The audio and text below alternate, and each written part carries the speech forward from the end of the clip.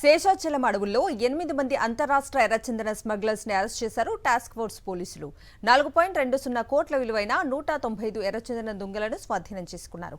ఇవి సుమారు 6 టన్నులు ఉంటాయని, వీటితో పాటు ఒక కారు, మోటార్ సైకిల్ స్వాధీనం చేసుకున్నట్లు వెల్లడించారు. అన్నమయ్య జిల్లా వీరబల్లి మండలం కోమిటోని చెరువు వద్ద ఆకస్మిక తనిఖీలు చేపట్టగా దుంగలు పట్టుబడ్డాయన్నారు. ఇదే అంశానికి సంబంధించి పూర్తి అప్డేట్స్ మా ప్రతినిధి మూర్తి అందిస్తారు. మూర్తి, కవిత, శేషాచల అడవుల్లో యొక్క ఎర్రచందనం స్మగ్లర్లు రెచ్చిపోతున్నారు. కూటమి ప్రభుత్వం అధికారంలో వచ్చిన తర్వాత విచ్చలవిడిగా యొక్క శేషాచల అడవుల్లో ఉన్నటువంటి విలువైన ఎర్రచందనాన్ని స్మగ్లర్లు వారి కనుసన్నల్లోనే ఈ యొక్క స్మగ్లింగ్ కు పాల్పడుతున్నారు. తాజాగా పట్టుబడినటువంటి యొక్క ఎర్రచందనం దొంగలు దానికి నిదర్శనంగా నిలుస్తున్నాయి.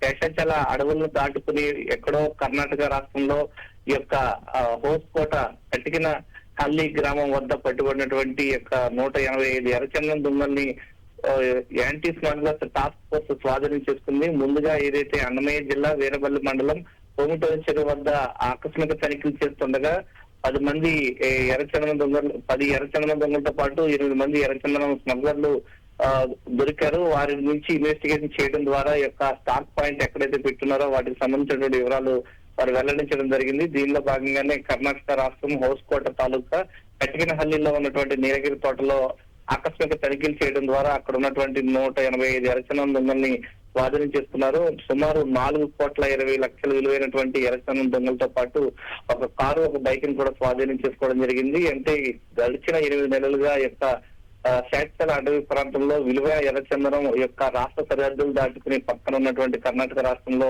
డంప్ చేసుకునే స్థాయికి విచ్చలవిడిగా ఎగుమతులు జరుగుతున్నాయి. ఈ నేపథ్యంలో ప్రత్యేకంగా ఎర్రచందనం అక్రమ రవాణా అడ్డుకట్టకు ప్రత్యేక దృష్టి కేంద్రీకరించాల్సి ఉందని చెప్పేసి పర్యావరణవేత్తలు కోరుతున్నారు. Okay Murthy, thank you.